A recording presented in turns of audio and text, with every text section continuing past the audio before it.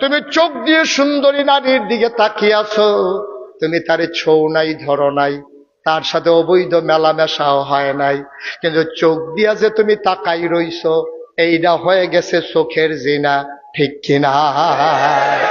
এটা পুরুষ মহিলার দিকে হইতে পারে, মহিলা পুরুষের দিকে হইতে পারে। আল্লাহর নবী একদিন ঘরের ভিতরে বসে আছেন, এমন সময় নবীর বিবিরাও আছেন। অন্ধ সাহাবা উম্মে মাকতুব এসে ঢুকলেন। নবীজি বললেন, এই একটা পুরুষ লোক ঢুকলো, তোমরা যে কেউ দৌড় দিলা না, চলে গেল না, কারণটা কি? মহিলারা কয়, আমাদের আম্মা জানেরা কয়, ইয়া রাসূলুল্লাহ, যেই মানুষটা ঢুকেছে উনি তো চোখে দেখে না।